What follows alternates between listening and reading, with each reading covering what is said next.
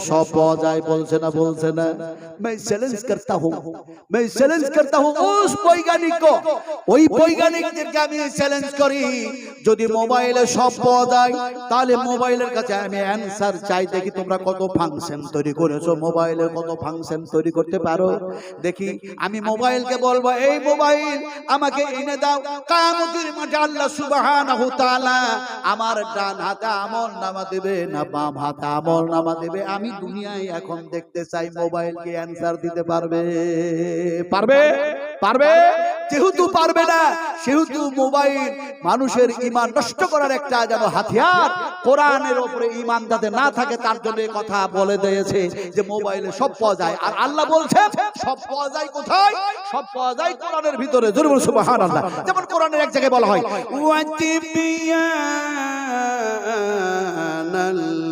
কুল্লি শাই আল্লাহ রাব্বুল আলামিন বলেন এই কোরআনুল কারীমের মধ্যে বিশ্ব মানবের জন্য সমস্ত সবকিছু আমি আল্লাহ ঢোকায়া দিয়েছি লা ইলাহা ইল্লাল্লাহ জোরে সোরে পড়বেন না লা ইলাহা ইল্লাল্লাহ পড়লে কত বড় বিদআত হবে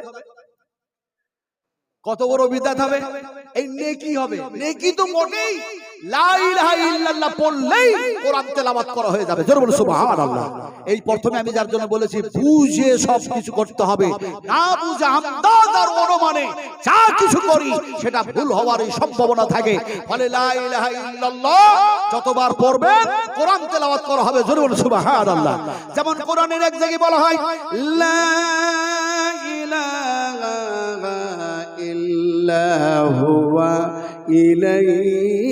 ইলাইহিল মাসির কোরআনের অন্য জায়গায় বলা হয়েছে লা ইলাহা ইল্লা হুয়া ফাআন্না তুফাকুন কোরআনের অন্য জায়গায় বলা হয়েছে লা ইলাহা ইল্লা হুয়া আলিমুল গায়বি ওয়াশ শাহাদাত সুবহানাল্লাহ কথা বলতেছিলাম যে এই আল্লাহ এবং আল্লাহর রাসূলের কথাগুলি সবচেয়ে উত্তম সবচেয়ে খারাপ কথা কার আপনারা বলতে পারেন সবচেয়ে খারাপ কথা কার আপনারা জ্ঞানী মানুষ আপনারা বুদ্ধিজীবী এই জ্ঞান কে দিয়েছে ভাই একটু কথা বলুন কথা না বললে আমি ওয়াজ করতে পারবো না একটু জোরে কথা বলতে হবে দয়া করে আপনারা সহযোগিতা করুন দয়া করে আপনারা সহযোগিতা করুন জ্ঞান দিয়েছেন কে আরো জোরে বলুন কে কতটা জ্ঞান অনেক যেহেতু জাহাজ আবিষ্কার করেছি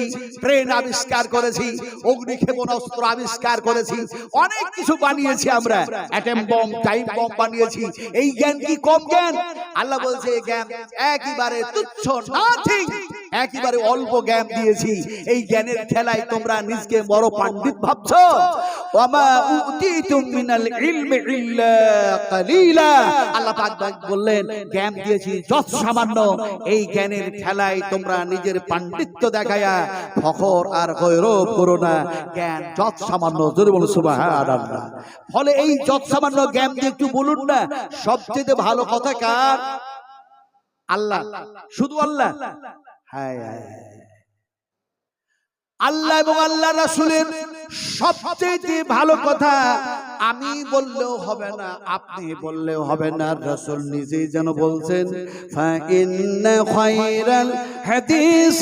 কিতাবুল্লাহ ওয়া খায়রাল হাদি হাদি মুহাম্মাদিন সাল্লাল্লাহু আলাইহি ওয়াসাল্লাম আল্লাহর হাবিব বলেন আমার আল্লাহর চাইতে আমি মুহাম্মদুর রাসূলুল্লাহ সাল্লাল্লাহু চাইতে ভালো কথা আর কাউরে হয় না জোরে বল সুবহানাল্লাহ আর সবচেয়ে খারাপ কথা কার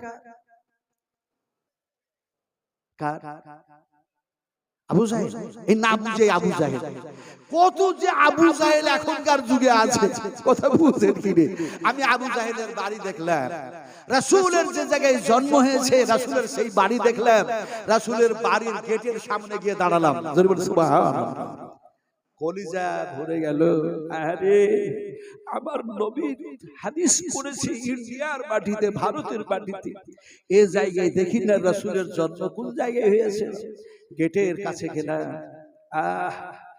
মনে হচ্ছে গোটা কলিজা, গোটা সিনাটা, গোটা জীবনটা, গোটা জিন্দেগিটা রাসূলের ওই জন্মভূমির দূরে যেন কাটিয়ে দেওয়ার ইচ্ছা হয়। জোরে বলে সুবহানাল্লাহ। রাসূলের ওই জন্মভূমি, ওই বিল্ডিংটা, এখন বিল্ডিং, তখন ছিল না ওরকম বিল্ডিং। এখন বিল্ডিং এ পরিণত শুধু নয়, একটা বিশাল লাইব্রেরিতে পরিণত করা হয়েছে। জোরে বলে সুবহানাল্লাহ। বিশ্ব নবীর সেই জন্মভূমি বাড়ি থেকে একটু আসবেন, মাত্র 20 হাত, 20 হাত আপনি পাবেন আবু জাহেলের বাড়ি। আমার ভাই আবু জাহেল বললেন, তার জন্য আমি বলছি কথাটা। আবু জাহেলের বাড়ি পাবেন। আবু জাহেলের গোটা বাড়ি, ওর গোষ্ঠী, ওর ষষ্ঠী যা ছিল সব আল্লাহ ধ্বংস করে দিয়ে ওর বাড়িগুলিও ভেঙে চুরে দিয়ে সব পায়খানা পেশাবখানাতে পরিণত হয়েছে। কথা বুঝেন কি? একদিকে মহিলারা পায়খানা পেশাব করছে জন্মের মতো, আর একদিকে পুরুষেরা করছে। বলে এই আবু জাহেলকে এই বাড়ি থেকে রাসূলকে মারধর করেছিল। আমরা কি রাসূলের পক্ষে না বিপক্ষে? আজকে রাসূল করিম সাল্লাল্লাহু আলাইহি ওয়াসাল্লামকে নিয়ে আপনার কি যেন একটা মহিলা আমাদের ভারতের, না না না না, শুধু খালি তাসলিমা নাসরিন, ওই নফুর শর্মা, ইরান বলেছে, আরব বলেছে, নফুর শর্মার যতক্ষণ পর্যন্ত ফাঁসি না হবে ততক্ষণ পর্যন্ত মোদিজি আমরা কিন্তু প্রতিবাদ করব, ছেড়ে দেব না। জোরে বলি নারে তাকবীর, আরো জোরে বলি নারে তাকবীর। বিশ্বনবী মুহাম্মদ রাসূলুল্লাহ সাল্লাল্লাহু আলাইহি ওয়াসাল্লামের শানে কেউ যদি কিছু কথা বলে, আমরা মুসলিম, আমরা সেই নবীর উম্মত চুপ থাকতে পারি না। জোরে বলি নারে তাকবীর, আরো জোরে বলি নারে তাকবীর। বিশ্বাস করুন, কথা বলতেছিলাম আবু জাহেলের সেই বাড়িতে পায়খানা পেশাবখানা, আর ওখান থেকে মাত্র 10টি 20টা হাত আসলেই বাইতুল হারাম, কাবা শরীফ।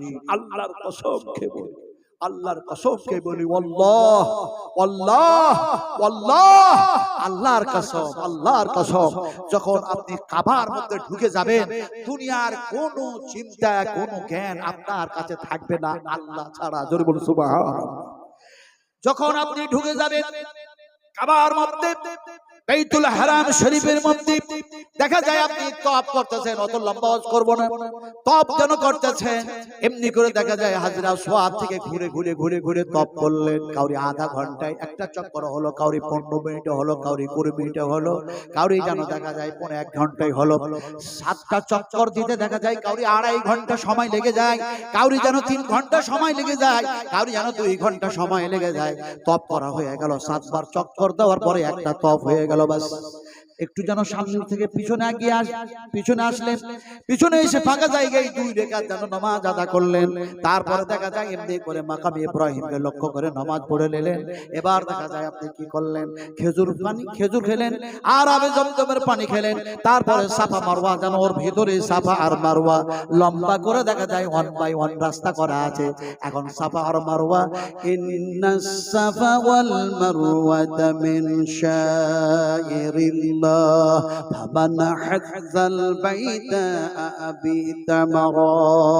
আল্লাহ সুবহানাহু ওয়া তাআলা বলেন, শোনো পৃথিবীর মানুষেরা, এই সাফা এবং মারওয়া এই পাহাড় হচ্ছে আমার নিদর্শন বলে যারা সাফা মারওয়া ছোটাছুটি করলো এর মধ্যেখানে আমি আল্লাহ ওয়াদা করছি তার জীবনের সব গুনাহ মাফ করে দিলাম। সেই সময় আমার মনটা খুব বড় হয়েছিল, ছিলাম পাপী, ছিলাম গুনাহগার। আল্লাহ তুমি সব গুনাহ মাফ করেছো, এটা তোমার ওয়াদা। কথা বলতেছিলাম, ওখানে 7 বার ছোটাছুটি করার পর যখন আপনার সাফা মারওয়া সাই করা হয়ে গেল, বাইরে হয়ে আসলে ওই আবু জাহেলের সেই জায়গায় গিয়ে পেশাব পায়খানা যা সারলেন, মাথা নাড়া করলেন, ইহরাম খুলে দিলেন, উমরা হয়ে গেল। জোরে বলুন সুবহানাল্লাহ, আরো জোরে বলুন সুবহানাল্লাহ। আলোচনা করতে গেলাম যে সবচেয়ে খারাপ কথা কার? আমার সোনার টুকরা ভাই বলেন আবু জাহেল, যার জন্য মুখ থেকে আমি একটু কিছু কথা বলে ফেললাম, কিছু মনে করবেন না। সবচেয়ে খারাপ কথা যার, তার নাম হচ্ছে শয়তান। তার নাম কি বললাম বলুন, আরো জোরে বলুন। আপনারা শয়তানকে দেখেছেন? কেউ দেখেন না? বিশ্ব নবীর হাদিস শুনুন, তিরমিজি শরীফের হাদিস। আল্লাহ নবী, বিশ্ব নবী মুহাম্মদুর রাসূলুল্লাহ সাল্লাল্লাহু আলাইহি ওয়াসাল্লাম তিনি বলছেন, আমি শয়তানকে দেখলাম আর যেন নামাজ পড়তেছিলাম সেই মুহূর্তেখানে রাসূল সালাত আদায় করছিলেন। সেই সালাত দেখা যায় ফরজ নামাজ নয়, সেটা হলো যেন অতিরিক্ত নামাজ, নফল নামাজ। এমন সময় আল্লাহ নবী দেখছেন যে শয়তান যেন নামাজের মধ্যে বিভ্রান্ত করার চেষ্টা করছে, কিন্তু আল্লাহ পাক আমার হেফাজত যেমনি করেন তেমনি করে শয়তানের কুপরামর্শ থেকেও যেন আল্লাহ আমার হেফাজত করতেছেন। এরকম অবস্থায় আমার নামাজ পড়া শেষ হলো। বিশ্বনবী মুহাম্মদ রাসূলুল্লাহ সাল্লাল্লাহু আলাইহি ওয়াসাল্লাম সাহাবাদের সামনে বয়ান করছেন, ও সাহাবীরা তোমরা কি শয়তান দেখেছো? সাহাবীরা বললেন লা ইয়া রাসূলুল্লাহ, শয়তান দেখি নাই। নবী বললেন আমি শয়তান দেখলাম, আর মনে মনে করলাম এই শয়তানকে যেন মদিনার স্তম্ভে বেঁধে দিই, মসজিদে নববীর স্তম্ভে পিলারে বেঁধে দিই, আর তোমাদেরকে দেখাইয়া দিই যে পিলারে বাঁধতে চেয়েছিলেন বিশ্ব নবী, মনের মধ্যে শখ হলো সেই পিলারটা আছে না নাই। উসামা বিন উসালকে এমনি করে যেন একটা পিলারে বাঁধা হয়েছিল, সাহাবা কেরামেরা বেঁধেছিল। বুখারী শরীফের হাদিস, অনেক লম্বা ঘটনা যেন মুখতাসার আলোচনা করছি। মনের মধ্যে ইচ্ছা হলো সেই মিনার আছে কিনা, সেই স্তম্ভ আছে কিনা, সেই পিলার আছে কিনা দেখি না। হজ করতে গিয়ে দেখলাম সেই পিলার তো নেই, সেই খেজুরের গাছের গুঁড়ি নাই, কাঠ নাই। এখন অসংখ্য যেন কার্যকারী করে যেন বিভিন্ন পিলার তৈরি করা হয়েছে। যে জায়গায় ঢুকলাম সেই জায়গায় ঢোকার সঙ্গে সঙ্গে হাদিস মনে পড়ে গেল, আরে আমার নবী বলেছেন আমার মেহরাব থেকে এমনি করে মিম্বার পর্যন্ত এটা হলো জান্নাত, এটা হলো জান্নাত, এটা হলো জান্নাত, এটা হলো বেহেশত, আর বেহেশতের মধ্যে আমি রাসূলুল্লাহ শুয়ে আছি। যদি বলবেন না সুবহানাল্লাহ, আরো বলবেন সুবহানাল্লাহ। সাহাবীরা বললেন ইয়া রাসূলুল্লাহ, এই দুনিয়ার যে জান্নাতে আপনি শুয়েছেন সেই জান্নাতের নাম কি? রাসূলের মুখ দিয়ে বাইরে গেল, এটা হলো রিয়াজুল জান্নাহ। রিয়াজুল জান্নাহ, সেই রিয়াজুল জান্নাতে এখন যে সে প্রবেশ করতে পারবে না, সেখানে হয় লটারি। কলকাতাতে যদি নসুক দেওয়া হয়, নো এলাও, নসুক দিয়ে সেখানে ঢোকা যাবে না। সেখানে লটারির মাধ্যম দিয়ে যাদের কপালে জুটে, লটারিতে নাম ওঠে, তারাই রিয়াজুল জান্নাতে প্রবেশ করতে পারে। আল্লাহ পাক আমার স্বামী স্ত্রী দুজনকে নিয়ে গেল। দোয়া করলাম আপনাদের জন্য, গোটা মুর্শিদাবাদের মানুষের জন্য নয়, গোটা অল পৃথিবীর মুসলিমদের জন্য দোয়া করলাম। আল্লাহর নবী সেই রিয়াজুল জান্নাহ সেই মসজিদের মধ্যে প্রবেশ করে 2 রাকাত নামাজ পড়া করলেন। আল্লাহ হাত দুইটা যেন উঁচু করে দিলাম, আর হাত উঁচু করে একটু যেন কালিল একটু কম দোয়া করলাম, ছোট্ট দোয়া করলাম, আর একটু যেন লম্বা দোয়া করেছি। লম্বা দোয়াটা যেমনি করতেছি, পুলিশ যেন দেখা যায় বয়োজ্যেষ্ঠ মানুষ কি না কি দোয়া পড়তে আছে। পুলিশ যেন আমারে বলে কালিল কালিল, হাজ কালিল কালিল, হাই সাহেব কালিল কালিল, তার মানে কম করুন। কম করলে বেশি করলে সব কিছুরই বদলা আল্লাহ দিবে, ও ফলে কম করুন। দোয়াটা কি করেছিলাম শোনাবো আপনাদেরকে, শোনাই শোনো। দোয়া করলাম আল্লাহুম্মা গফির লানা ওয়ালিল মুমিনিনা ওয়াল মুমিনাত ওয়াল মুসলিমিনা ওয়াল মুসলিমাতিল আহইয়া মিনহুম ওয়াল আমওয়াত। এর অর্থ হলো, আয় আল্লাহ যত মুমিন মুমিনাত, যত মুসলিম মুসলিমা জীবিত আছে, দয়া করে তুমি তাদের ক্ষমা করে দাও। রিয়াজুল জান্নাহ, আল্লাহর নবীর জান্নাতে দোয়া করছি তোমার কাছে। সে জায়গা কি জায়গা, একটু বড় দোয়া শুরু করলাম। এই দোয়াটা দেখা যায় যারা জীবিত আছে আর যারা মারা গিয়েছে, কবরে শুয়ে আছে, সেই কবরবাসীরা কবরবাসী হয়ে গেছে। আয় আল্লাহ যত পুরুষ আর যত মহিলা, যত মুমিন মুমিনা কবরে শুয়ে আছে, তুমি তাদেরও ক্ষমা করে দাও। যেমনি এই দোয়া করতে করতে লম্বা দোয়া কি শুরু করেছি, আল্লাহুম্মা গফির লানা ওয়ালিল মুমিনিনা ওয়াল মুমিনাত ওয়াল মুসলিমিনা ওয়াল মুসলিমাত, আল্লাহুম্মা আলিফ বাইনা কুলুবিহিম ওয়াসলিহ যাতা বাইনিহিম ওয়ানসুরহুম আলা আদুবিকা ওয়া আলা আদুবিহিম, আল্লাহুম্মা ইন্নাল কাফারাতাল্লাযীনা ইয়াসুদ্দুনা আন সাবিলিক ওয়া ইউকাদ্দিবুনা রাসূলাক ওয়া ইউকাতিলুনা আউলিয়াক, আল্লাহুম্মা খালিফ বাইনা কালিমাতিহিম ওয়া যালজিল আকদামাহুম ওয়া সাদ্দিদ সামাআহুম ওয়া ফাররিগ জামাআহুম ওয়া আনজিল বিহিম বাসাকাল্লাযী লা তারুদ্দু আনিল কওমিল মুজরিমিন। সেই মুহূর্তে কানে দেখা যায় পুলিশ বলছেন কালিল কালিল, কম কম। তোর বলুন সুবহানাল্লাহ। আর সুবহানাল্লাহ। ওখান থেকে বাইর হয়ে যে কবরবাসীরা কবরে শুয়ে আছে, আপনি 364, 365, 366 গেট দিয়ে নবিয়া মসজিদ থেকে বাইর হয়ে যাবেন। আর সামনে দেখা যায় যেন বাবে জিবরিল গেট। জোরে বলুন সুবহানাল্লাহ। আর জোরে সুবহানাল্লাহ। জিবরাইল আলাইহিস সালামের নাম শুনেছি, জিবরাইল আলাইহিস সালাম ফেরেশতাকে দেখি নাই, কিন্তু জিবরিল যে জায়গায় যে গেট দিয়ে বারবার নবীর কাছে এসেছে, ওই জায়গায় যখন গেলাম মনে হচ্ছে আরে আজও যেন নবীর কাছে জিবরিল আসতেছে, কিন্তু আসা তো বন্ধ হয়ে গেছে। আমার মায়েরা, আমার ভাইয়েরা, আমার বাবা যেটা বলতে বলেরা, তারপরে ওই গেট দিয়ে বাইর হয়ে গিয়ে মাত্র যেন একটি রোড, ছোট্ট মতো জায়গা ক্রস করে দেখা যায় জান্নাতুল বাকি। আর জান্নাতুল বাকির মধ্যে ঢোকার পরে প্রবেশ করতে গিয়ে দেখি আরে তামাম দুনিয়ার যেন মুমিনদের মা কোথায় শুয়ে আছে, তামাম দুনিয়ার মা কোথায় শুয়ে আছে।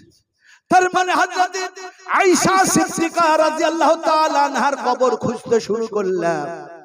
কবর খুঁজতে খুঁজতে দেখা যায় পুলিশেরা যারা আছে তাদের জিজ্ঞেস করে বললে যখন জিজ্ঞেস করলাম তারা বলল, ইঙ্গিত করলো, ইশারা করলো এটা হলো মায়ের কবর। উম্মাহাতুল মুমিনিন মা আয়েশা সিদ্দিকা রাদিয়াল্লাহু তাআলা আনহা সেই জায়গায় শুয়ে আছেন। জিজ্ঞেস করলাম হযরত ওসমান গনির কবর কোনটা, তাও যেন ইশারা করা হলো, সেটাও যেন দেখলাম।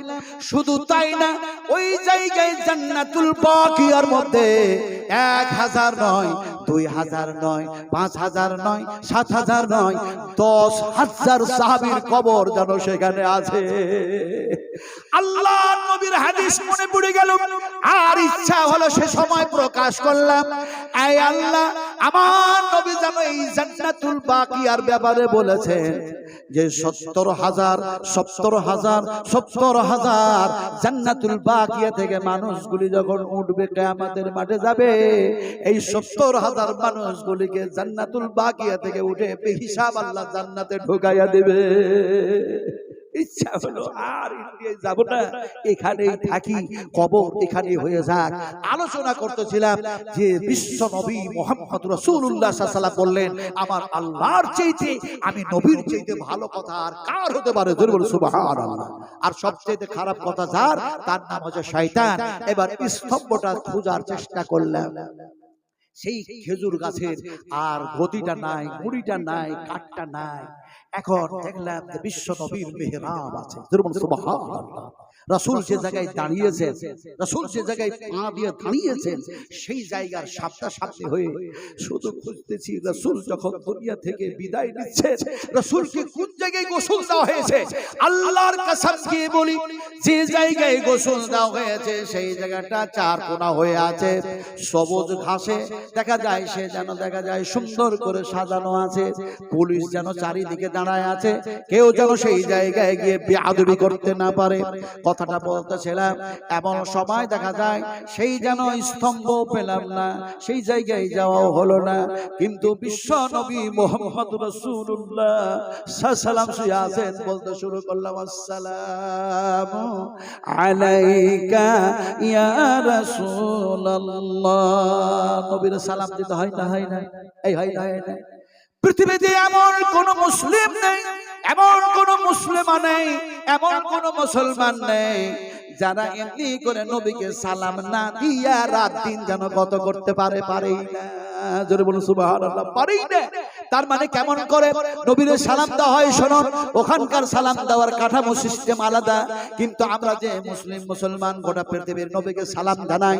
তার মানে দেখা যায় নামাজ পড়তে শুরু করলাম, সেটা নফল হোক চাই বেতর হোক, সেটা তাহাজ্জুদ হোক চাই যে এমনি করে যেন ফরজ নামাজ হোক, সেটা জুমার নামাজ হোক চাই ঈশার নামাজ হোক, নামাজ পড়তে গিয়ে দেখা যায় তাসাহুদে বসে গিয়ে আমরা বলি আত-তাহিয়াতু লিল্লাহি ওয়াস-সালাওয়াতু ওয়া তাইয়্যিবাতু আসসালামু আলাইকা আইয়ুহান নবী।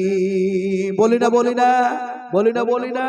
তাহলে নবীকে সালাম না দিয়ে ৫ ওয়াক্ত নামাজ ২৪ ঘন্টার মধ্যে হতে থাকে, আমরা নবীকে সালাম না দিয়ে থাকতে পারি না। জোরে বলুন সুবহানাল্লাহ। আরো জোরে সুবহানাল্লাহ।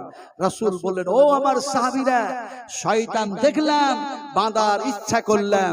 সাহাবীরা বলেন, হুজুর আপনি বাঁধলেন না কেন? বাঁধলে খুব ভালো হতো। আল্লাহর হাবিব বললেন, ও সাহাবীরা, এই জন্যই বাঁধলাম না, আমার মনের মধ্যে আল্লাহ পাক ইলহাম করে দিলেন। ইলহাম হয়ে গেল। ইলহামটা কি?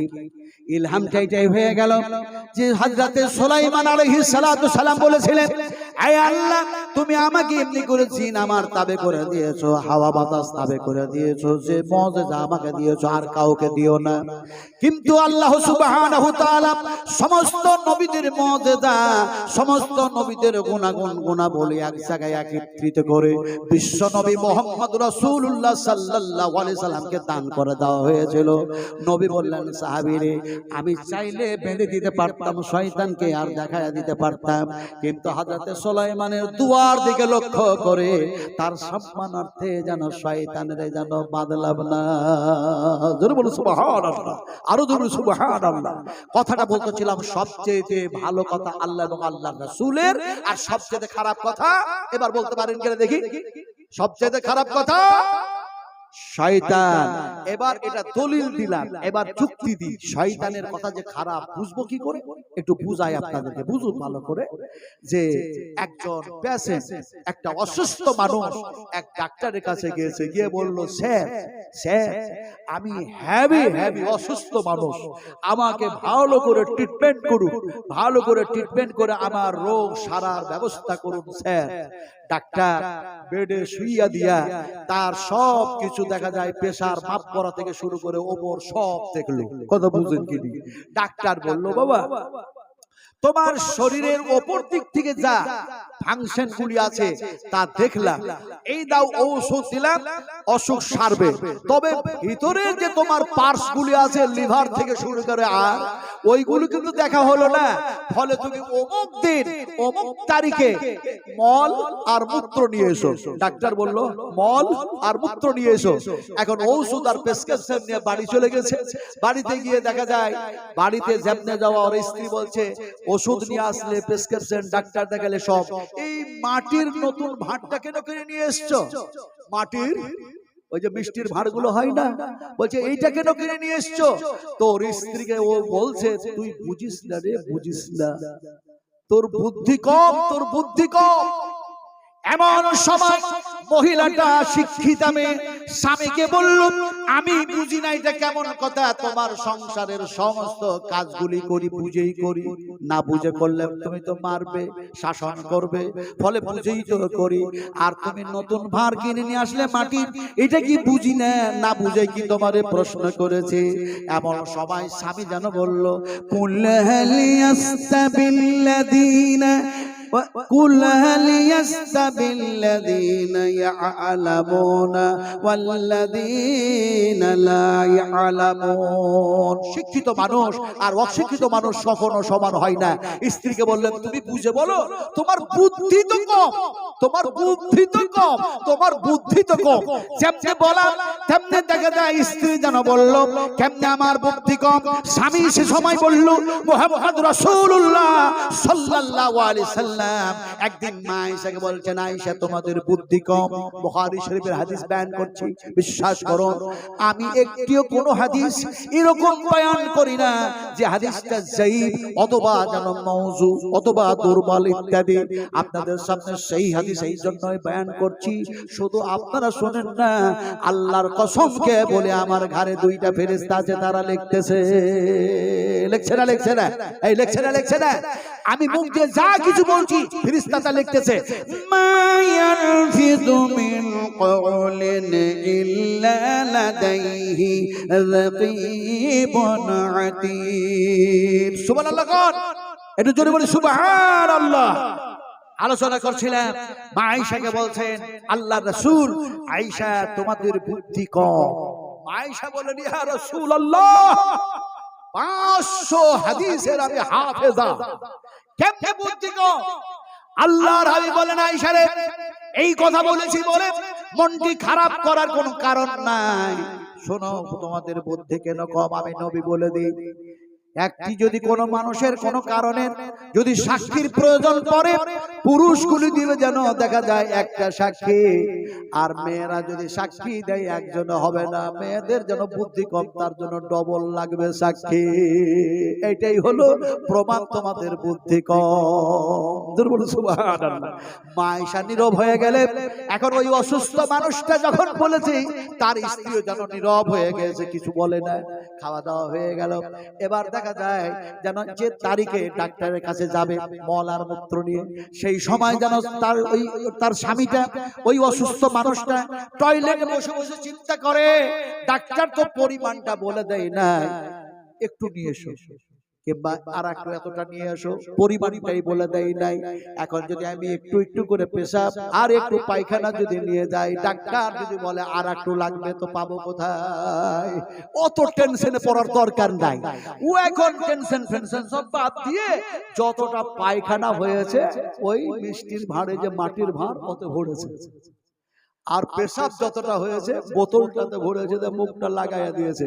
এবার এটা হচ্ছে দুর্গন্ধ জিনিস। এই দুর্গন্ধটাকে চাপা দেওয়ার জন্য নতুন পেপার ডবলের উপরে ডবল, তারপরে ডবল, সব ওই ভাঁড়টার মুখে যেন দিয়ে ঢেকে দিয়েছে, একটা সুতুলি দড়ি যেন বেঁধে দিয়েছে। বেঁধে দিয়ে এবার কম্পাউন্ডারের কাছে নামটা লেখাতে হবে। সকালবেলায় ওই পেশেন্ট যাচ্ছে, এক হাতে মলের যেন ভাঁড় আর এক হাতে যেন মূত্রের যেন বোতল, দুইটা নিয়ে যাচ্ছে। কিন্তু পাড়ার লোকের ধারণা যে এই লোকটা মনে হয় কোনো আত্মীয়র বাড়ি যাচ্ছে, তাই এক হাতে মিষ্টির ভাঁড় আর এক হাতে যেন পানির বোতল। কথা বুঝেন কি? এখন দেখা যায় লোকটা চলে গেল। ডাক্তারের চেম্বারের সামনাসামনি যখন হয়েছে, সেই সময় যেন ডাক্তারের কম্পাউন্ডার টের চোখে দেখে আর মনে মনে বলে, এই পেশেন্ট বুঝি আমার ডাক্তারের ঔষধে উপকার পেয়েছে, ভালো হয়েছে, তাই মনে হয় নতুন ভাঁড়ে মিষ্টি নিয়ে আসছে, এটা ডাক্তারের জন্য উপহার। এটা কম্পাউন্ডারের ধারণা। এখন দুটো জিনিস গিয়ে দিয়ে দিল। দিয়ে দেওয়ার পর পানির বোতল ভেবে ওই পেশাবের বোতলটাকে নিচে রাখলো, আর মিষ্টির ভাঁড় ভেবে ডাক্তারের চেম্বারে টেবিলের উপরে যেন পায়খানার ভাঁড়টা রেখে দিল। ঠিক সময়ে ডাক্তার যেন এসছে, এসেই যেন লক্ষ্য করে আমার কম্পাউন্ডার কি করে দেখি তো, দেখছে লেখালেখি নিয়ে ব্যস্ত। এখন এই ব্যস্ততা দেখে ডাক্তার বলল, একে আর বিরক্ত করব না। ঘর থেকে একটা চাকর কর্মচারীকে ডেকে বলল, এই টেবিলের উপরে মিষ্টির ভাঁড়টা বাড়ির দিকে পার করে দে। চলে গেল বাড়ির দিকে। ডাক্তার স্ত্রী গোসল টোসল করে অপেক্ষা করছিল যে ডাক্তার তাড়াহুড়ো করে চেম্বারে চলে গেল, ব্রেকফাস্ট নাস্তা করে নাই, হয়তো ব্রেকফাস্ট নাস্তা করবে, তাই মিষ্টি কিনে দিয়ে পাঠিয়েছে। তো ডাক্তার পরে খাবে, আমি আগে খাই। তো বুঝে তো দেখতে হয় মিষ্টি আছে নাকি আছে, এটা বুঝতে হয় না। ও এখন না বুঝে মিষ্টি মনে করে ডাইরেক্ট হাতটা ভরেছে, যেমনি হাত ভরা তেমনি পায়খানা উঠতেছে।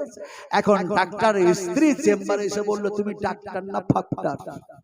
ডাক্তার বলছে, কেন কি হয়েছে? বলে, সর্বনাশ হয়ে গেছে, তুমি পায়খানার ভার পাঠিয়েছো না মিষ্টির ভার পাঠিয়েছো। এমন সময় দেখা যায় ডাক্তার বড় লজ্জিত হলো। পেশেন্টটা দেখা যায় সেই জায়গায় পেশেন্ট হয়ে থেকে গেল। আমাদের মনের মধ্যে যে অসুখ, সেই অসুখ সারছে না, কোরআন ছাড়া সারবেও না, সারবেও না, সারবেও না। আসলে বুঝাতে চেয়েছি এক্সাম্পল দিয়ে এটাই, শয়তানের কথাগুলি পায়খানার চাইতো, পেশাবের চাইতো দুর্গন্ধ নিকৃষ্ট, যার জন্য আল্লাহ পাক সতর্ক করছেন, সাবধান করছেন, ওয়ালা তাত্তাবিউ খুতুওয়াতিশ শায়াতান ইন্নাহু লাকুম আদুব্বুম মুবিন। শয়তান হচ্ছে তোমাদের প্রকাশ্য দুশমন। খবরদার, শয়তানের কথা মোতাবেক তোমরা জীবন চালাবে না। তোমরা বিশ্ব নবীর থিওরি অনুযায়ী কোরআন এবং হাদিসের সুন্নাহর উপরে জীবন চালাবে। বলুন ইনশাআল্লাহ। আমরা চালাবো, বলুন ইনশাআল্লাহ। আরো জোরে বলুন ইনশাআল্লাহ। আসুন এবার আপনাদেরকে কোরআন দিয়ে যাতে ভালো হতে পারি, কোরআনের ভালো কথাগুলি যাতে শুনতে পারি, আমল করতে পারি, কোরআন থেকে আলোচনা সরাসরি শুরু করছি আপনাদের সামনে। আল্লাহ পাক এই কোরআনটা 30 পারা কোরআন, এই কোরআনের মধ্যে যথাযথ সব ভালো কথা আলোচনা করেছেন। তার মধ্যে এক জায়গায় আল্লাহ পাক কি আলোচনা করছেন লক্ষ্য করো। আল্লাহ পাক বলছেন ওয়াজকুর ইয়াজআলতুম কালিলুম মুস্তাজআফুনা ফিল আরদি তাকাফুনা ইয়াতাখাত্তাফাকুমুন নাস ফাআওয়াকুম ওয়া আইয়াদাকুম বিনাসরিহি ورزقكم من الطيبات لعلكم تشكرون সুবহানাল্লাহ সুবহানাল্লাহ। আল্লাহ পাক আধুনিক যুগের মানুষগুলিকে কিভাবে নসিহত আর ওসিয়ত করতেছেন সুবহানাল্লাহ। ভালো করে বুঝুন, রাসূল আকরাম সাল্লাল্লাহু আলাইহি সাল্লামের উপরে যখন এই কোরআন নাজিল হচ্ছে সেই মুহূর্তেখানে দেখা যায় হযরতে ওমর, হযরত আবু বকর, হযরত আব্দুর রহমান বিন আউফ, বড় বড় তবর সমস্ত সাহাবা একরামেরা বসে আছেন সুবহানাল্লাহ। আরো বলুন সুবহানাল্লাহ। এখন রাসূল আকরাম সাল্লাল্লাহু আলাইহি ওয়াসাল্লাম সাহাবাইদেরকে লক্ষ্য করে বলছেন, ও আমার সাহাবীরা, হযরতে জিবরিল এসেছিলেন আর এইভাবে আল্লাহ পাকের কথাগুলি আমাকে শোনায়া গেলেন সুবহানাল্লাহ। সাহাবীরা বলেন, ইয়া রাসূলুল্লাহ, আপনি কি আমাদেরকে শোনাবেন না? আমাদেরকে শোনান। আল্লাহ রাসূল সে সময় বলছেন, আল্লাহ তোমাদের শানে, তোমাদের ব্যাপারে আল্লাহ কিছু নসিহত, কিছু ওসিয়ত করেছেন। বলে কি? ওয়াজকুরু ইজ আনতুম কালিলুম মুস্তাদআফুনা ফিল আরদ তাখাফুনা আইয়াতাখাত্তাফুকুমুন নাস। আল্লাহ বলতে চাইলেন, স্মরণ করো তোমাদের পূর্বেকার কথা। ওয়াজকুরু, স্মরণ করো তোমাদের পূর্বেকার কথা, যে সময় তোমরা ছিলে ইজ আনতুম কালিলুম, তোমরা সংখ্যায় ছিলে কম। আজকে মুসলমান সংখ্যায় বেশি না কম? একটু জোরে কথা বলতে হবে। আস্তে কথা বলছেন কেন ভাই? একটু জোরে কথা বলো। আমরা সংখ্যায় কম না বেশি? তারপর আমাদেরকে সংখ্যালঘু বলা হচ্ছে না? হচ্ছে না যে হচ্ছে না? হচ্ছে না কথা। সোয়ান হাসপাতালে ভর্তি আছে, আল্লাহুম্মা আনতাস শাফি, আয় আল্লাহ তাকে শিফা দান করো, আল্লাহ রোগ মুক্ত করো, জোরে বলো আল্লাহুম্মা আমিন। এখন সংখ্যায় আমরা বেশি, তারপরেও আজকে মুসলমান লাঞ্ছিত, মুসলমান ঘৃণিত, মুসলমান পদদলিত, মুসলমান লাঞ্ছনা আর গঞ্জনার পাত্র হয়েছে। হয়েছে না হয় নাই? হয়েছে না হয় নাই? কথা বলতেছিলাম, ভালো করে বুঝুন, ভালো করে শুনুন। এখন আল্লাহ পাক যেন বলছেন, তোমরা ছিলে সংখ্যায় কম। শুধু সংখ্যায় কম ছিলে না, তোমরা ছিলে দুর্বল অর্থের দিক দিয়ে, সমস্ত সবকিছু দিয়ে তোমরা দুর্বল ছিলে। আর তাখাফুনা আইয়াতাখাত্তাফাকুমুল আরদ, আর এই জমিনে তোমরা ভয়ে ভয়ে ভয়ে ভয়ে থাকতে, লুকায়া লুকায়া থাকতে। কে জানি কাফের বেঈমানেরা আমাদেরকে যেন দড়ি দিয়ে বাঁধে নাকি, আমাদের কোমরে হাতে পায়ে দড়ি পরিয়ে রাস্তায় ছেঁচড়ে টেনে নিয়ে বাড়াই নাকি, যেমন হযরতে বেলাল রাদিয়াল্লাহু তাআলা আনহুর পায়ে দড়ি বেঁধে টানতেছিল। কথা ঠিক না বেঠিক বলো? এখন আল্লাহ পাক সেই কথাগুলো স্মরণ করাচ্ছেন এখনকার মানুষগুলিকে। ভালো করে শুনুন। এমন সময় যেন দেখা যায়, আমার মায়ের, আমার ভাইরা, সোনারপুরা মুর্শিদাবাদের মানুষেরা, ভালো করে শুনুন। আল্লাহ সুবহানাহু তাআলার রাসূল যেন এমনি করে বুঝাচ্ছেন। তারপরে আল্লাহ রাব্বুল আলামিন বলছেন, তোমরা যেমন দুর্বল ছিলে আর যেমন তোমরা ভয়ুক ছিলে, ভয়ে ভয়ে থাকতে, তখন আমি আল্লাহ কি করলাম? ওয়া আইয়াদাকুম, আমি তোমাদেরকে ক্ষমতা দিলাম। সুবহানাল্লাহ। তোমাদেরকে ক্ষমতা দিলাম। আর কি করলাম? তোমরা ছিলে দুর্বল, তোমাদেরকে আমি অর্থবান বানালাম। আর কি করলাম? তোমাদের জন্য যেটা হারাম খাবার ছিল, হারাম খাবার ছিল, অবৈধ ছিল, সেই খাবারটাকে আমি হালাল করে দিলাম। সুবহানাল্লাহ। আল্লাহ সুবহানাহু তাআলার রাসূল যখন এই কথাগুলি বলছেন, সাহাবায়ে কেরাম রাদিয়াল্লাহু তাআলা আনহুমদের মধ্যে ছিলেন হযরত আবু বকর সিদ্দিক, তিনি তখন কান্না করছেন। জোরে বলুন সুবহানাল্লাহ।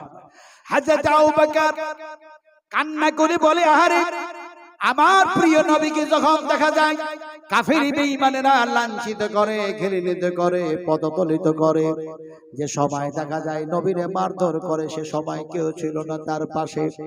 আমি হযরত আবু বকর বিশ্ব নবীর অবস্থা দেখি আর তিনার কথা শুনে যেন ঘোষণা করলাম, আশহাদু আল্লা ইলাহা ইল্লাল্লাহু ওয়া আশহাদু আন্না মুহাম্মাদান আবদুহু ওয়া রাসূলুহু। ঘোষণা করলাম আমি আবু বকর সে সময় একা, এত সংখ্যায় মুসলমান আমি কম, এত কম আমি আবু বকর ছাড়া আর মুহাম্মদ রাসূলুল্লাহ সাল্লাল্লাহু আলাইহি সাল্লাম ছাড়া আল্লাহকে ডাকনে ওয়ালা সেই মুহূর্তে কেউ আর ছিল না, মানুষের মধ্যে আর কেউ ছিল না, এতই সংখ্যায় কম ছিলাম। এমন সময় দেখা যায় বিশ্ব নবী মুহাম্মদ রাসূলুল্লাহ সাল্লাল্লাহু আলাইহি ওয়াসাল্লাম তিনাকে সঙ্গে করে নিয়ে যখন আমরা যাচ্ছি সে সময় সংখ্যায় কম, মাত্র যেন 40 জন সাহাবী, মাত্র যেন 40 জন সাহাবী হযরতে ওমরকে নিয়ে। এমন সময় যেন ওই 40 জন অত্যন্ত কালিল, অত্যন্ত কম, তখনও দেখা যায় সংখ্যায় কম। তারপরেও যেন আমরা বিশ্ব নবী মুহাম্মদ সাল্লাল্লাহু আলাইহি ওয়াসাল্লামকে যেন বলতেছি ইয়া রাসূলুল্লাহ, ইয়া হাবিবাল্লাহ, নবীজি এ সময় এই মুহূর্তে এখানে আমরা তো সংখ্যায় যেন 1 জন ছিলাম, 2 জন ছিলাম, 10 জন ছিলাম, এখন তো 40 হয়ে গিয়েছি, এখন প্রকাশ্যে দিনের দাওয়াত দেওয়া যায় না। আল্লাহর হাবিব সে সময় যেন বললেন ফাসবির ফাসবির ইন্নাল্লাহা মা'আস সাবিরিন, এখনো ধৈর্য ধারণ করো, আল্লাহ নিশ্চয় আমাদের সঙ্গে আছে। সুবহানাল্লাহ, সুবহানাল্লাহ। এখনো ধৈর্য ধরো, এখনো মোকাবেলা করার সময় হয় নাই। আজ ব্রিটেনের মাটিতে, আজকার তারিখে ব্রিটেনের মাটিতে দেখা যায় কোরআনটাকে পাতাগুলি ভিতর থেকে টেনে টেনে ছিঁড়ে ছিঁড়ে যেন মাটিতে রেখে নিজের পা দিয়ে যেন রগড়াতেছে। জোরে বলুন নাউজুবিল্লাহ, আরো জোরে বলুন আস্তাগফিরুল্লাহ। এই কোরআন, এই কোরআনের পাতা, আল্লাহ পাকের কথা মাটিতে রেখে ইহুদিরা দেখা যায় পা দিয়ে রগড়াতেছে। আল্লাহ সুবহানাহু তাআলা এটা বরদাস্ত করবেন না, করবে নাকি? মুসলমান আমরা কি এ দেখে বরদাস্ত করতে পারি না? যেহেতু পারি না সেহেতু আমাদেরকে সজাগ থাকতে হবে। যেহেতু আমাদের ভারতবর্ষের মাটিতেও যেন এরকম আচার আচরণ যদি কেউ করে কোরআনের সঙ্গে, আমরা চুপ থাকবো না, ইনশাআল্লাহ তার প্রতিবাদ করবো না, ইনশাআল্লাহ। কি একটু জোরে বলি ইনশাআল্লাহ। কোরআনুল কারীম হচ্ছে আমাদের মাথার মুকুট, আমাদের সিনার যেন একটা দেখা যায় তাবিজ। ভালো করে শুনে রাখুন, কোরআন এসেছে বিশ্ব মানবের জন্য সর্বশ্রেষ্ঠ একটি কিতাব। আল্লাহর কসম খেয়ে বলি এই কিতাবের মধ্যে কোনো ভুল বলতে কোনো কিছু নাই। জোরে বলুন সুবহানাল্লাহ। শুধু ব্রিটেনের মাটিতে নয়, ত্রিপুরায় আমি আলোচনা করছিলাম এই মাদ্রাসার যারা শিক্ষক ছিলেন, আর আমাদের মেমারি গোলাম আহমদ মুর্তজা সাহেবের মাদ্রাসার যিনি শিক্ষক, আপনাদের গ্রামেরই ছেলে, তিনার সাথে আলোচনা করছিলাম। উনি বললেন হুজুর আপনাকে আমি আরো একবার দেখেছি কোরআনের তাফসীর করতে। আলহামদুলিল্লাহ, সুবহানাল্লাহ। ওনাকে আমি বললাম যে আপনার বক্তব্যগুলি আমি কিন্তু শুনতেছিলাম, আজকে খুব পার করছিলাম, সহিহ আর সুন্নাহ একেবারে হাদিসের উপরে আলোচনা যেন হতেছিল, সেটাও যেন আমি ওনাকে বলছিলাম। বলতে বলতে বলতে বলতে যেন দেখা যায় ওনার সাথে অনেক কিছু আলোচনা করলাম। তার মধ্যে আলোচনা করছিলাম ত্রিপুরার মাটিতে আজকে দীর্ঘ 15 দিন ধরে আমাদের ডাকতেছে, হুজুর একবার আসুন, আগরতলাতে এসে নামুন, আপনাকে আমরা গ্রহণ করব, আর তাফসীরের মাহফিল 3 দিনের জন্য আমরা করছি। আমি বললাম এই বয়সে আমার যাওয়া আর সম্ভব নয়। এমনি করে আসাম সেখানকেও জবাব দিলাম আমার সাথে সম্ভব নয়। উনি বসে আছেন, ফোন আসলো কুচবিহার থেকে, বলে যেমন করি হোক আমরা কুচবিহারের মানুষ চাইছি, আপনার ইউটিউবে আমরা বক্তব্য শুনছি, কোরআনের তাফসীর শুনছি, আর মনের মধ্যে আবেগ হচ্ছে মানুষটাকে একবার কাছে পেতাম, দর্শন করতাম, তাহলে কতটা ভালো হতো। আমি কুচবিহারের মানুষকেও যেন বললাম আমার দ্বারাই সম্ভব নয়। কথাটা বলতেছিলাম আপনাদেরকে যে আজকে ত্রিপুরার মাটিতে কোরআন পোড়ানো হয়েছে। জোরে বলুন নাউজুবিল্লাহ, আরো জোরে নাউজুবিল্লাহ। কোরআন কি কেউ পুড়াতে পারে? কোরআন এমন কি ক্ষতি করেছে, কোরআন এমন কি তোমাদের দোষ করেছে যে কোরআনটাকে তোমরা পুরাবে, কোরআনের উপরে তোমরা যেন পা রেখে নাচবে, ডান্স দিবে? এগুলি অন্যায় কাজ কেন করো? কোরআন যেন হলো মাসুম, কোরআন হচ্ছে মাসুম। কোরআনের চারিদিক থেকে যেন একটা প্যাকেজ আল্লাহ বানায়া দিয়েছেন, যাতে করে কোরআনের মধ্যে শয়তান না ঢুকতে পারে। সেই কোরআনকে নিয়ে তোমরা এরকম যেন তাচ্ছিল্য করো, কোরআনের উপরে কেন এমনি করে তোমরা হামলা করো? আল্লাহর কসম খেয়ে বলি, আল্লাহর কসম খেয়ে বলি, কোরআনের একজন হাফেজাকে আল্লাহ পাক বলবেন কোরআন পড়তে যাও আর জান্নাত লাভ করতে যাও, যে আল্লাহ পাক এই কথা বলবেন, এই কোরআনের সঙ্গে যারা দুর্ব্যবহার করছে, বেয়াদবি করছে, এই কোরআনের হেফাজত আল্লাহ করবে না? করবে না? এই কোরআনের হেফাজত কে করবে? একটু জোরে কথা বলুন, কে করবেন? ইন্না নাহনু নাযালনা যিকরা ওয়া ইন্না লাহু লাহাফিজুন। আল্লাহর ওয়াদা আছে, এই কোরআন আমি আল্লাহ নাযিল করেছি বিশ্ব মানবের কল্যাণের জন্য, আর এই কোরআনের হেফাজত করব আমি আল্লাহ। জোরে বলুন সুবহানাল্লাহ। একটা হাদিস বয়ান করি যাই। একদিন নবী করিম সাল্লাল্লাহু আলাইহি ওয়াসাল্লামের একজন সাহাবী, আনসারী সাহাবী, তিনি আছেন রাসূল সে সময় প্রেজেন্ট, একেবারে উপস্থিত। আর একটি মানুষের নাম হলো মুসাইলামা বিন কাজ্জাব। এ মুসাইলামা, এ কাজ্জাব, কাজ্জাব বলা হয় কাকে? মিথ্যা মানুষ, মিথ্যাবাদীকে। যারা মিথ্যা কথা বলে, এই মিথ্যা কথা সবচেয়ে বেশি বলে সেই লোকটার নাম বলুন। জানেন না? জানেন না? আমাদের ভারতের এখন যিনি ওই প্রধানমন্ত্রী, ওর নামটা কি ভালো? কেটলিওয়ালা, কেটলিওয়ালা, চাওয়ালা, ঠিক বলেছেন। এ এত মিথ্যা কথা বলে, সে মিথ্যা কথা যে কি কি বলে তা ইনশাআল্লাহ বলবো।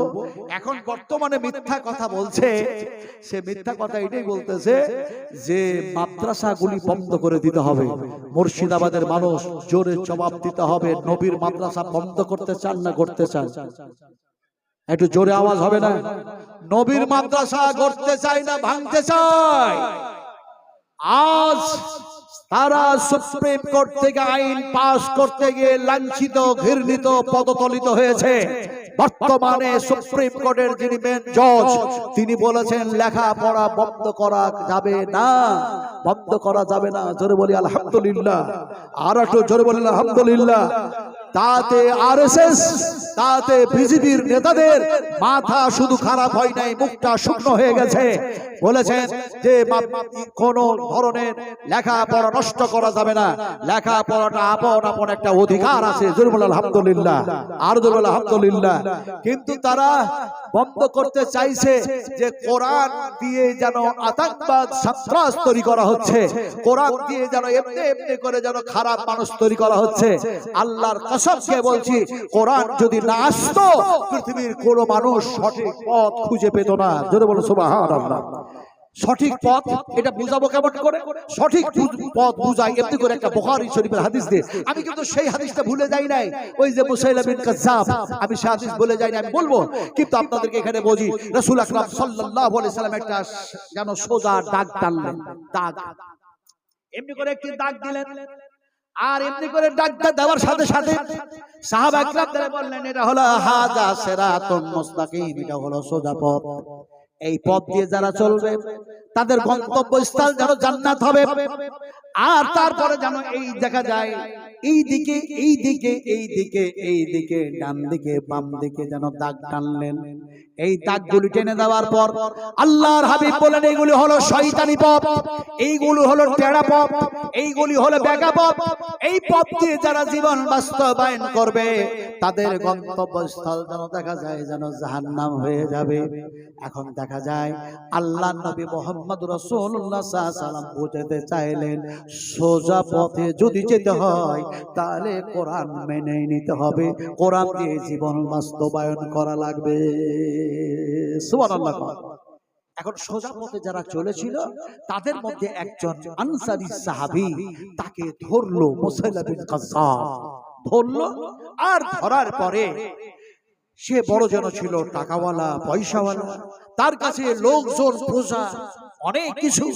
এমন সময় তাকে ধরে বলল, এই শোন আনসারী, তোরে একটা কথা বলে, এই সময় যেন দেখা যায় আব্দুল্লাহর ছেলে, এমনি করে আব্দুল মুত্তালিবের যেন দেখা যায় বংশধর, সে যেন বলেছে আমি মুহাম্মদুর রাসূলুল্লাহ সাল্লাল্লাহু আলাইহি ওয়াসাল্লাম লা ইলাহা ইল্লাল্লাহ পড়ে নাও, ফি কালিমা দাখালাল জান্নাহ, আমি রাসূলুল্লাহ বলছি জান্নাতে চলে যাবে। সুবহানাল্লাহ। সেই সময় যেন মুসলিমিন কাজ্জাব বলল, এই আনসারী শোনো, তুমি যদি সেই মুহাম্মদকে বাদ দিয়ে, যে মুহাম্মদ এই কথা বলে তার সেই কথাকে বাদ দিয়ে তুমি যদি আমাকে নবী বলে মেনে নাও, নাউযুবিল্লাহ, আর একটু বলুন আস্তাগফিরুল্লাহ। সে বলছে তুমি যদি আমাকে নবী বলে মেনে নাও, তাহলে তোমার গরিবী হালাত থাকবে না, তোমার দুর্বলতা থাকবে না, সব যেন দেখা যায় চেঞ্জ করে দেওয়া হবে। ফলে যেন মুহাম্মদকে নবী বলে মেনে নিও না, আমারে নবী বলে ঘোষণা করে দাও। অবশ্যই আমি তোমাকে বড় বড় বড় বড় উপহার দেব, ইনাম দেব, প্রাইজ যেন দেব। সেই সময় আনসারী বলে, তুমি কি শুনতে চাও? তুমি কি শুনতে চাও? বলে হ্যাঁ শুনতে চাই, তুমি একবার আমারে নবী বলে ঘোষণা করে দাও।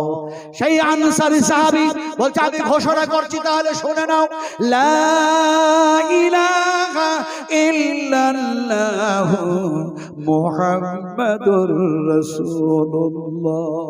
সংখ্যায় কম আছি বলে তুমি আমাকে ধরেছ, আর ধরার পরে তুমি আমাকে এমনি করে হুমকি দিচ্ছ যে আমার নামে তুমি নবী ঘোষণা করো।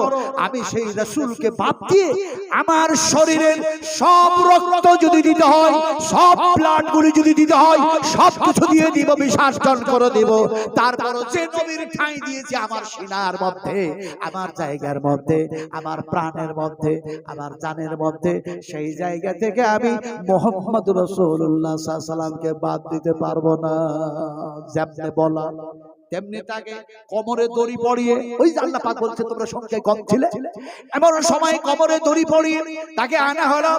আর তার কর্মচারীদেরকে মুসাইলামা বলল, যতক্ষণ পর্যন্ত আমাকে নবী বলে সে ঘোষণা না করে, ততক্ষণ পর্যন্ত তার গোটা শরীরে অংশগুলি একটু একটু করে কাটতে থাকো, আর তাকে বলতে থাকো যে একে আল্লাহ নবী বলে মেনে নাও।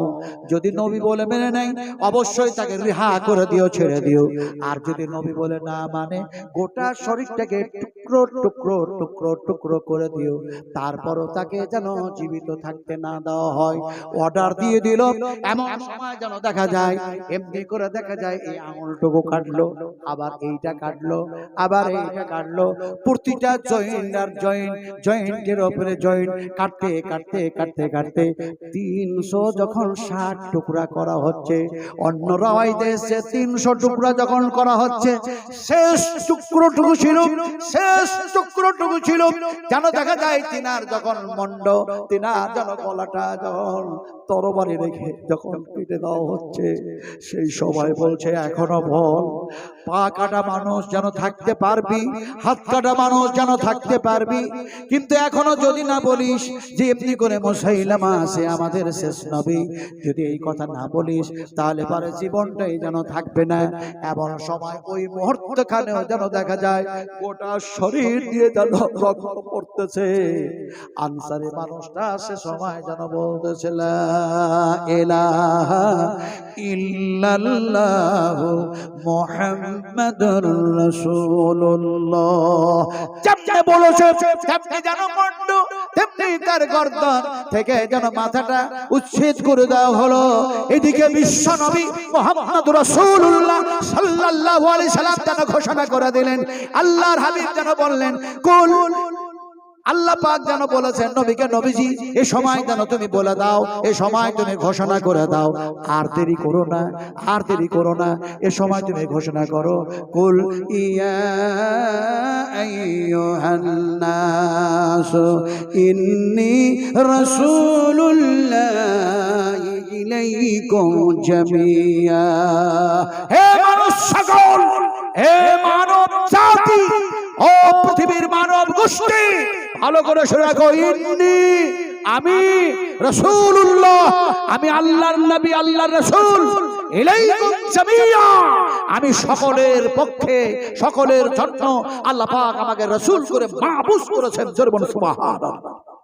আসলে বুঝতে চাইলাম কোরআন যারা বুঝে গেছে, হাদিস যারা বুঝে গেছে, আল্লাহকে যারা বুঝে গেছে, রাসূলকে যারা বুঝে গেছে, তাওহীদ রিসালাত বুঝে গেছে, তারা শরীরের অংশগুলো টুকরো টুকরো করেছে, তারপরেও তারা দিন থেকে এক জাররাও পিছপা হয় না।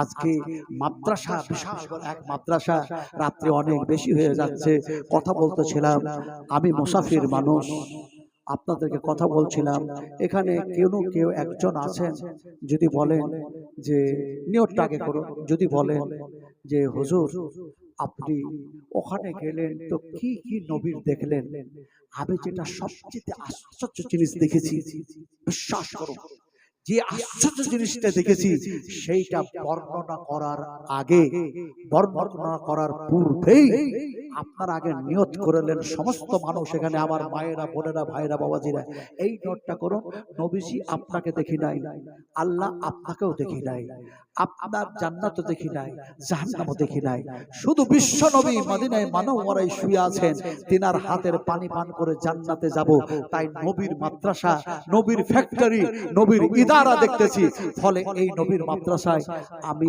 10,000 টাকা দিচ্ছি, এরকম একটা মানুষ যদি বলতেন, কোন একজন ডাক্তার বলতেন, কোন একজন মাস্টার বলতেন, কোন একজন কৃষক বলতেন, কোন একজন ব্যবসায়িক বলতেন, কোন একজন এমনি করে অর্থবান মানুষ যদি বলতেন, ইনশাআল্লাহ তার জন্য সেই দোয়া দিতাম যে দোয়া বিশ্ব নবী মুহাম্মদ রাসূলুল্লাহ সাল্লাল্লাহু আলাইহি ওয়াসাল্লাম দিয়েছেন। আর মাসুম বেগুনাহগার, যাদের কোনো গুনাহ নেই, যাদের কোনো ভুল নেই, যাদের কোনো পাপ বলতে নেই, তারা হচ্ছে ফেরেশতা, তারা যে দোয়াটা দেয় সেই দোয়াটা আমি নাজমালাম দিতাম। একটা মানুষ বলবেন নিয়তটা ওটা করো যে নবীর হাতের পানি পান করে জান্নাতে যাব, তাই 10,000 টাকা মাদ্রাসায়, নবীর মাদ্রাসায় দিচ্ছি, পারবেন দিতে? আজকার তারিখ, আজকে মসজিদ ভেঙে মন্দির বানানো হচ্ছে না, হচ্ছে না, জি হচ্ছে না, হচ্ছে না। সেই মন্দির গড়াতে গিয়ে একটি মানুষ টাকা দিল 11 কোটি টাকা, 11 কোটি টাকা।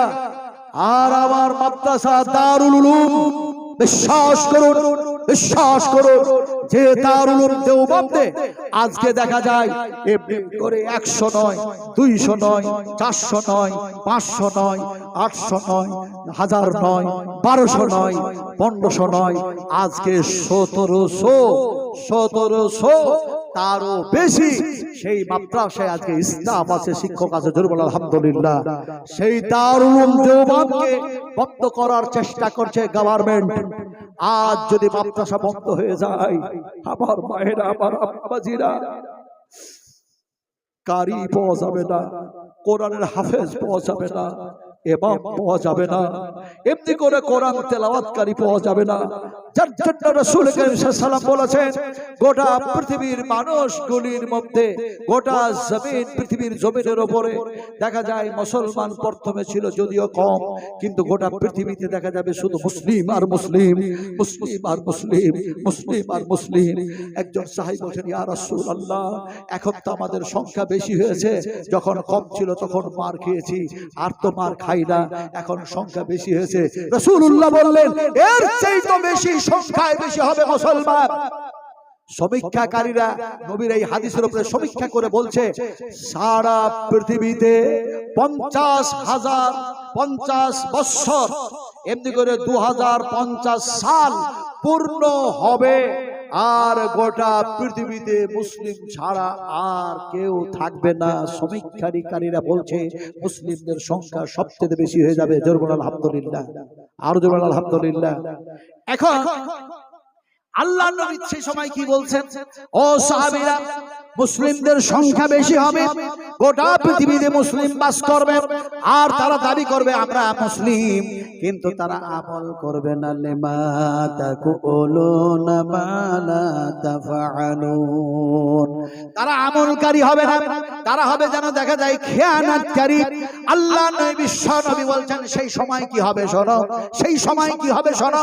সেই সময় ইসলাম যেন ভারতে থাকবে না, সেই সময় ইসলাম যেন বাংলাদেশে থাকবে না, সেই সময় ইসলাম যেন পাকিস্তানে থাকবে না, সেই সময় ইসলাম যেন দেখা যায় পৃথিবীর কোনো জায়গায় থাকবে না, বরং পৃথিবীর সমস্ত জমিন থেকে ইসলাম যেন গুটিয়ে যাবে, ইসলাম যেন গুটিয়ে যাবে।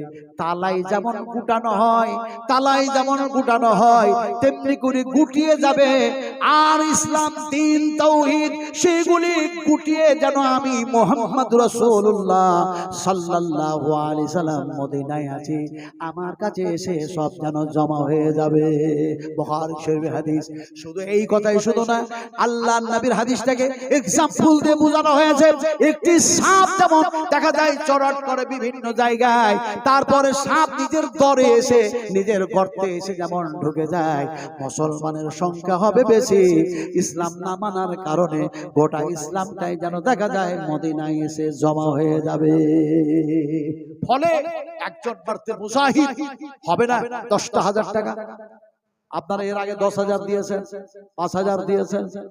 আপনারা যদি 10,000 একজন দিতে না পারেন, হয়তো দেওয়ার মতো ব্যক্তি থাকলে দেবেন, যদি না থাকে যত মানুষ উঠে যাচ্ছেন আমার হাতে, আপনারা কি পারবেন 100 করে টাকা অথবা 1 বস্তা করে সিমেন্ট লাগাতে এই মাদ্রাসার জন্য? এই মাদ্রাসার জন্য, নবীর মাদ্রাসা, পারবেন ভাই?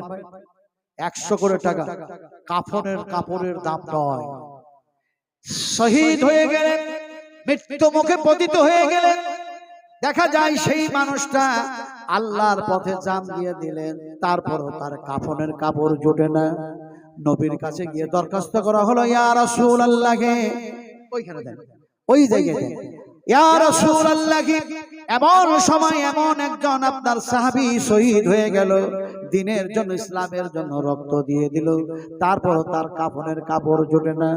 আল্লাহ নবী বললেন, ও আমার সাহাবীরা, আমার ওই সাহাবীর কাফনের কাপড় জুটছে না, যে চাদরটা আছে সেই চাদরটা দিয়ে মুখমণ্ডলটা ঢেকে দাও, আর পায়ের দিকটা যদি ফাঁকা হয়ে যায় তাহলে ওই পায়ের উপরে ঘাস আর পাতা দিয়ে ঢেকে আমার সাহাবীকে যেন দফন করে দাও। আসলে বলতে চাইলাম যে নবীরা এই সময় টুকরো টুকরো হলেন নবীর মহব্বতে, দ্বীনকে কায়েম করার জন্য, ইসলামকে প্রতিষ্ঠা করার জন্য। এমনি করে দেখা যায় শহীদ হয়ে গেলেন, রক্তে রঞ্জিত হলেন, তারপরেও তারা যেন দ্বীন থেকে সরল না, আল্লাহর যেন সাহায্য থেকে সরল না। এখন আমরা যারা নবীর উম্মত, আমরা কি পারবো না এই জায়গায় যারা বসে আছি? আরে যেদিন আল্লাহ ছাড়া কাউরি হুকুম চলবে না, নেকি ছাড়া মানুষ বাঁচবেই না, ভালো আমল ছাড়া সেই দিন কিয়ামতের মাঠে বাঁচার কোনো উপায় থাকবে না।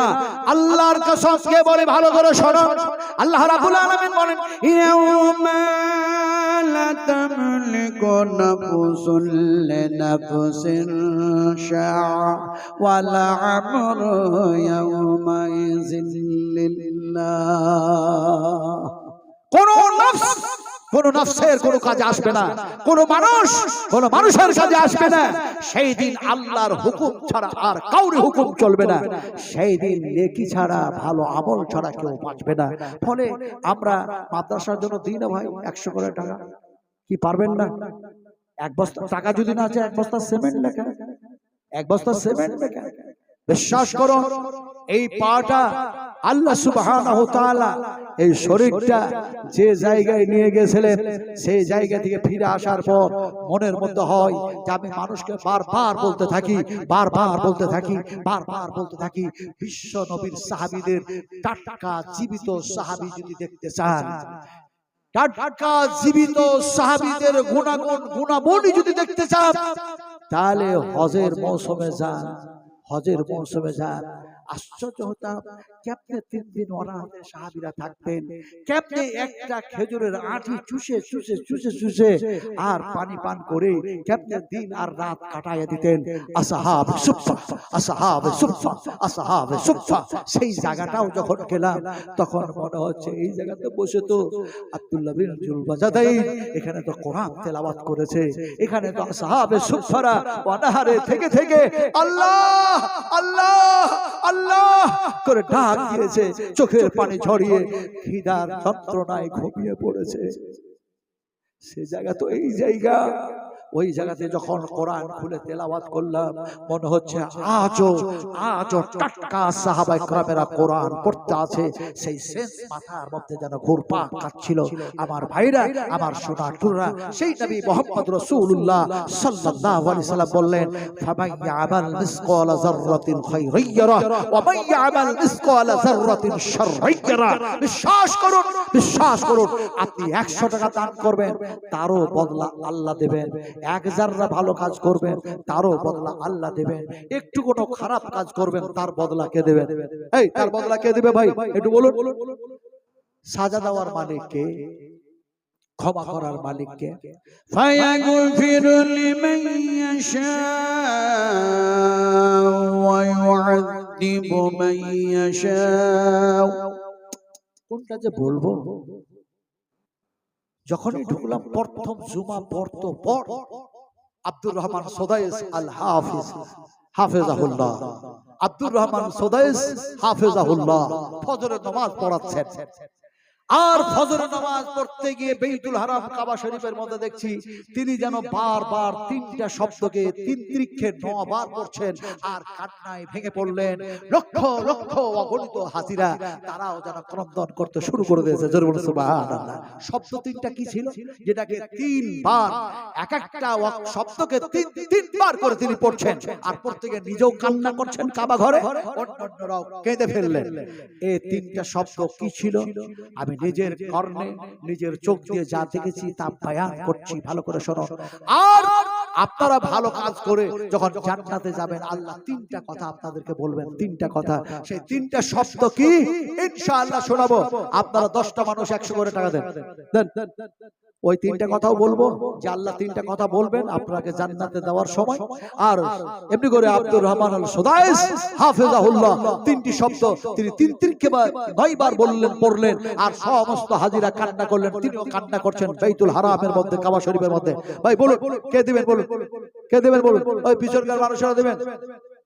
100 করে টাকা চেয়েছি, কাছে নেই। 1 বস্তা সিমেন্ট লেখা, দেখি কি আছে। 1 বস্তা সিমেন্ট ভাই, 1 বস্তা সিমেন্ট লেখা, 1 বস্তা সিমেন্ট লেখো। আল্লাহর হাবিব এলেন যেদিন, আল্লাহর হাবিব এলেন যেদিন, কাবা ঘরের পাকা ভাই, দরুদ পড়ে ফেরেশতা সব কে কে তোরা দেখবি আয়। নবী যখন সিজদায়, আবু জাহেল তখন দেখা যায় উটের ভুঁড়ি চাপা করাচ্ছে, সে সময় ফেরেশতারা দরুদ পাঠ করছে। জোরে বলুন সুবহানাল্লাহ। কবি কি বলছে দেখুন, আল্লাহর হাবিব এলেন যেদিন, কাবা ঘরের পাকা ভাই, দরুদ পড়ে ফেরেশতা সব কে কে তোরা দেখবি আয়। যুগ যুগান্তে যার নামে দরুদ পড়ে রাত দিনে, যুগ যুগান্তে যার নামে দরুদ পড়ে রাত দিনে। মা আমেনার কোলে হাসে রহমতুল লিল আলামিন।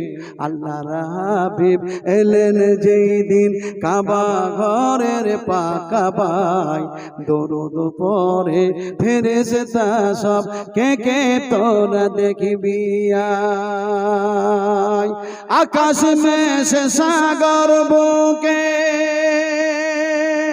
আকাশ में से সাগর বুকে, কি আনন্দিত তাদের মুখে, খোরমা খেজুর দলে শাখা, দরুদ জানাই নবীর সায়।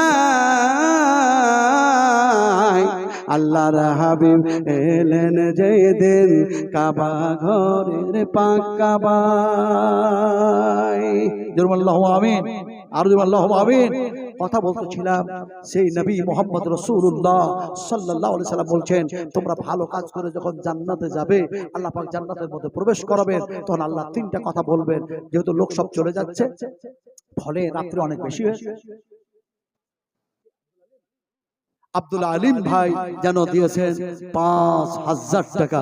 আল্লাহ তুমি কবুল করে নাও, আল্লাহ তার রিজকে বরকত দাও, আল্লাহ তার সন্তান সন্ততি, তার আল ও ঔলাদ যেগুলি জীবিত আছে তাদের উপরে তোমার রহমত নাসিল করো, অবতীর্ণ করো, বর্ষণ করো, এটা জন্য আল্লাহ আমিন। আর তার যে সমস্ত আত্মীয় স্বজন মারা গেছে, কবরে চলে গেছে, এই আল্লাহ তাদের কবরগুলোকে নূরে মুনাওয়ার করে দাও, জান্নাতি লিবাস পরিয়ে দাও, জান্নাতে বিছানা বিছিয়ে দাও, জান্নাতি হাওয়া বইয়ে দাও ইয়া রাব্বাল আলামিন।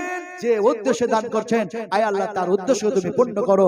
আল্লাহ মাগফির লাহু ওয়া ফিহি ওয়াফু আনহু ওয়াকরিম নুজুলাহু ওয়াসমাদ খালাহু ওয়াগসিলহু বিল মায়ে ওয়াসালজ ওয়াল বারদে ওয়া নাকি মিনাল খাতায়া কামা ইউনাকা সাওবুল আবিয়াজু মিন আবদানাসে আবদিলহু তারান খায়রাম মিন দারিহি ওয়া আহলান খায়রাম মিন আহলিহি ওয়া যাওজান খায়রাম মিন যাওজিহি ওয়া আদখিলহুল জান্নাহ রাব্বানা ওয়া আদখিলহুম জান্নাতে আদনিল্লাতি وعدتهم ومن صلح من آبائهم وأزواجهم وذرياتهم إنك أنت العزيز الحكيم বলুন আল্লাহুম্মা আমিন। দোয়া করলাম, ৫,০০০ টাকা দিল, দোয়া করলাম, আর ফেরেশতারাও দোয়া করলো, একটু জোরে বলুন আল্লাহুম্মা আমিন। ভাই মাদারীপুর থেকে তাহিরউদ্দিন ৫০০ টাকা আর এক বস্তা সেবেন, আল্লাহ কবুল করে নাও, আল্লাহ কবুল করে নাও, আল্লাহ দ্বীনের খাদেম বানিয়ে নাও, আল্লাহ মসজিদের খাদেম বানিয়ে নাও, আল্লাহ মাদ্রাসার খাদেম বানিয়ে নাও, আল্লাহ ইসলামের খাদেম বানিয়ে নাও, আল্লাহ দুনিয়ার আপদ বিপদ থেকে তুমি তাকে হেফাজত করো, বালা মুসিবত গুলি তার দূর করে দাও। আয় আল্লাহ ইহকাল পরকাল তার কল্যাণ কামনা করি। আয় আল্লাহ ডান হাতে দয়া করে আমল নামা দিও, এই হিসাবের সময় তুমি আসান করিবে, দয়া করে ডান হাতে আমল নামা দিবে, জান্নাতের মাঝে তুমি ঠাঁই তার দিও, ইজ্জত সম্মান তুমি বাড়াই আনেও। আরো দোয়া চাই খোদা বান্দার যে তরে দীর্ঘজীবী করো খোদা ইহ পরকালে, ও গো খোদা দয়াময় করিম রব্বানা, বিপদের মাঝে তুমি কবু যে ফেলো না, সুখ শান্তি দাও খোদা দুনিয়ার মাঝে, এই দোয়া চাই খোদা তোমার যে কাছে। আল্লাহু আমিন। রেখাতুল্লাহ ভাই মোর কথা যেন ছিল, পরিমাণ ১,০০০ টাকা যেন দিল, আরে পিয়ারা বান্দা যদি না থাকিত ১,০০০ টাকা যেন কে বাজে দানিত, যে আশাতে যে নিয়তে করিতেছে দান, আশাকে পূরণ করো তুমি রহমান। আরো দোয়া চাই খোদা বান্দার কারণ, গুনাহ খাতা মাফ করো তুমি পাক নিরঞ্জন, ও গো খোদা দয়াময় দোয়া করি দেখির খাতে খোদা তুমি করে দিও পাস। আল্লাহুম্মা আল্লাহ আমিন আমিন ও আমিন, এখানেতে যত আছি বলি গো আমিন। আল্লাহুম্মা আমিন। আর কে দিয়েছে ভাই? দেখুন বলতে বলতে বলতে বলতে 11:30 পার হয়ে গেছে, আমার ড্রাইভার কিন্তু মিস কল দিতে শুরু করেছে। আমি প্রথমে বলেছি আমার বাড়ি অন্য স্টেট, অন্য একটা রাজ্যে, ফলে ড্রাইভারকে যেভাবে আনা হয়, গাড়িটা তো আমার নয়, গাড়িটা ভাড়া গাড়ি, ফলে সে চাইছে হুজুর প্রতি রাত আপনি বক্তব্য রাখছেন, প্রতি রাত। গত রাত্রে বক্তব্য রাখছিলাম, আব্দুল আলিম সাহেবের সাথে কথা হচ্ছিল, কার সাথে কথা জানা হচ্ছে, হ্যাঁ আব্দুল আলিম সাহেবের সাথে, মানে সেক্রেটারি সাহেবের সঙ্গে, যে আমি এখন বর্তমানে আছি সুন্দরবন। ওহো, চারিদিকে পানি আর পানি, জঙ্গল আর জঙ্গল, এই দিকে এই পারে গাড়ি রেখে বোর্ডে চেপে যখন যাওয়া হলো, চতুর্দিকে পানি জলমগ্ন, মধ্যেখানে একটা দ্বীপ। ইনশাআল্লাহ ইনশাআল্লাহ ইনশাআল্লাহ হায়াত বাকি তো মোলাকাত বাকি, 9 ফাল্গুন যাবেন দ্বীপ। এই দ্বীপ সম্পর্কে আপনাদের সামনে ইনশাআল্লাহ কিছু বেশি আলোচনা না করলেও 1 ঘন্টা আলোচনা করব ইনশাআল্লাহ, 1 ঘন্টা শুধু দ্বীপের উপরে।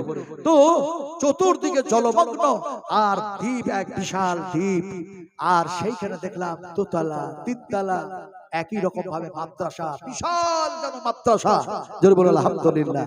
সেখানে ছাত্র যারা আছে, যারা কোরআনের হাফেজ, তারা কোরআনে হেফজ করতেছে।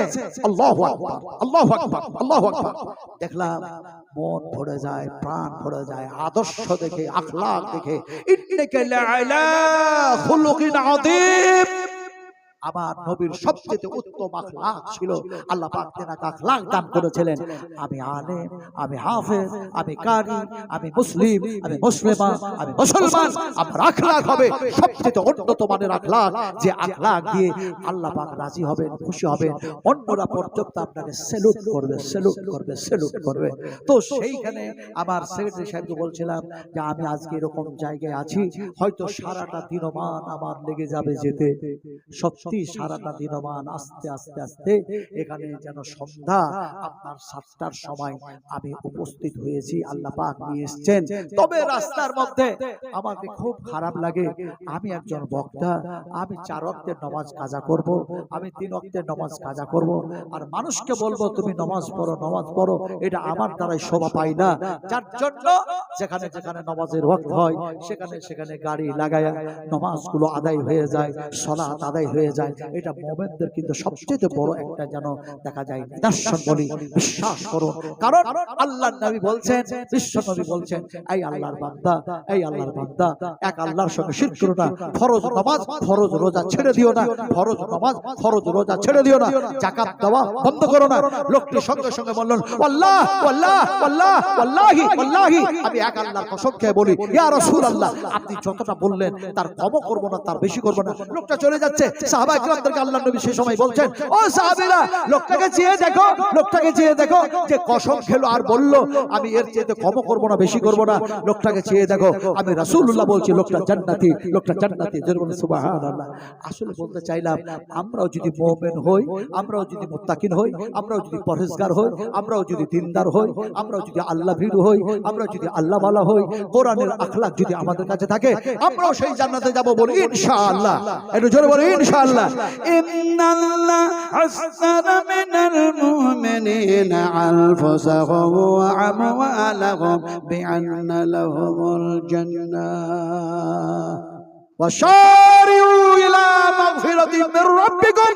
রাসূল যখন এই ওয়াজগুলো করছিলেন সাহাবা কিরামদের সামনে, সে সময় একজন সাহাবী বলছেন, ফাইনা আনা, ফাইনা আনা। বুখারী শরীফের আবার ফাইনা আনা, ফাইনা আনা ইয়া রাসূলুল্লাহ।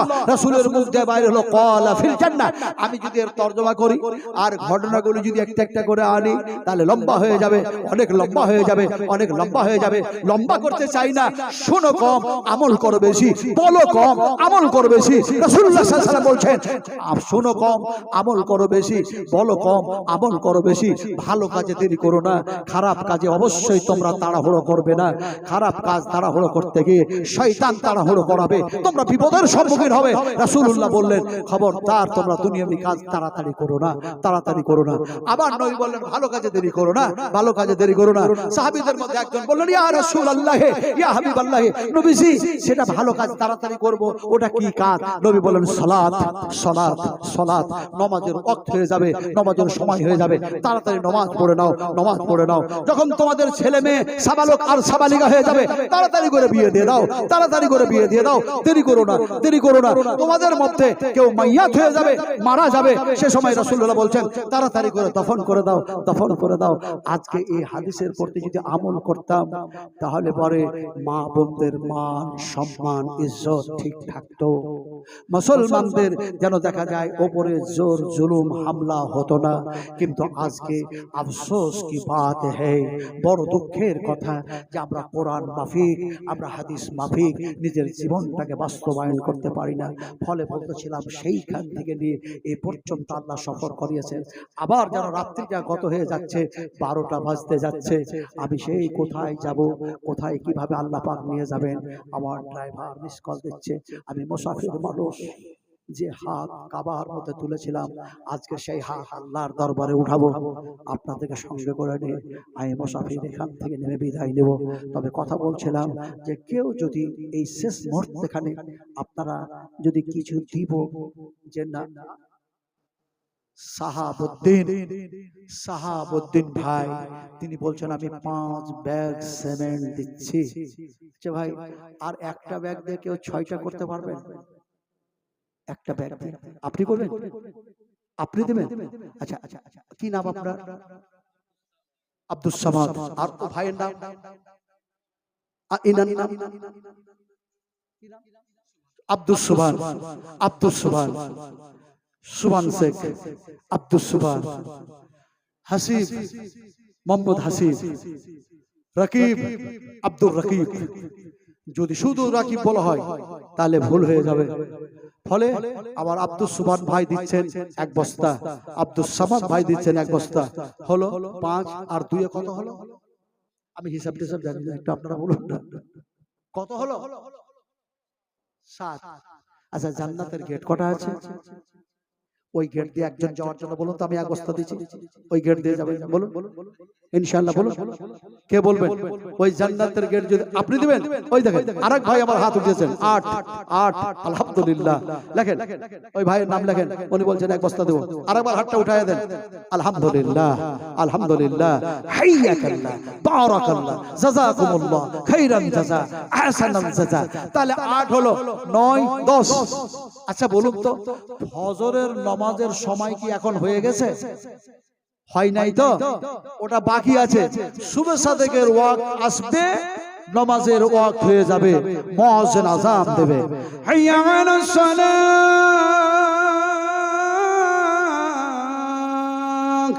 হাইয়া আলাল ফালাহ।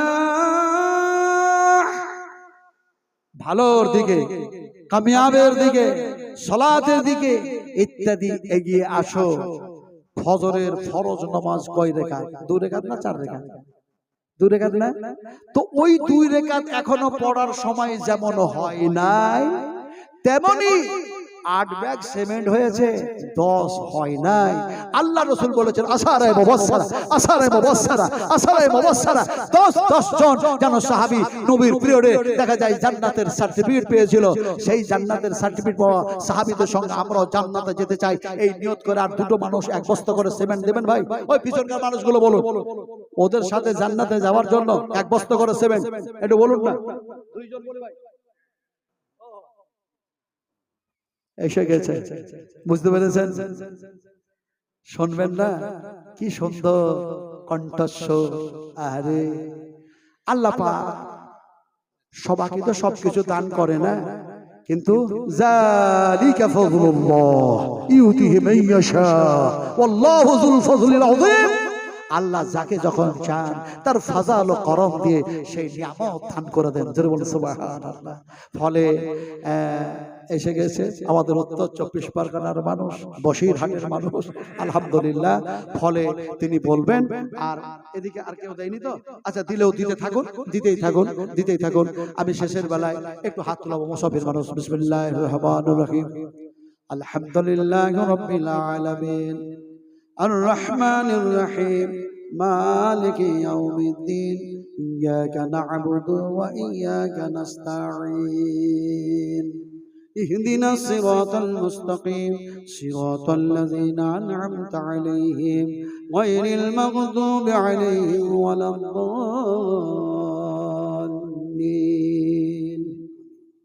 يا قابض يا باسط يا حافظ يا رافع يا مذل يا عدل اللهم فارحم أنت خير الراحمين.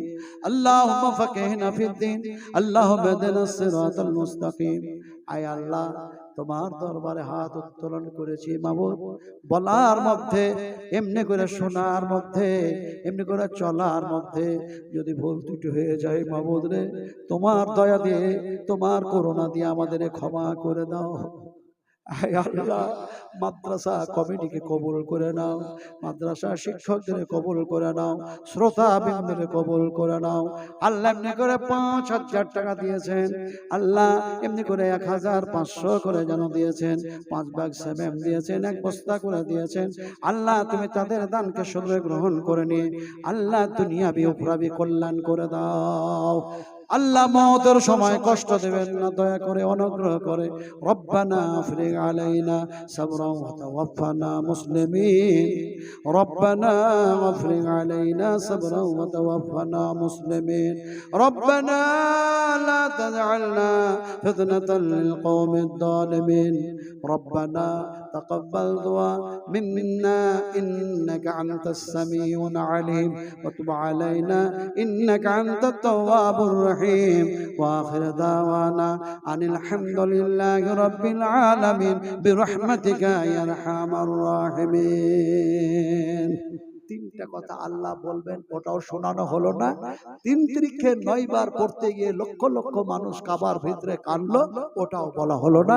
হায়াত বাকি তো মোলাকাত, আবার আলোচনা হবে।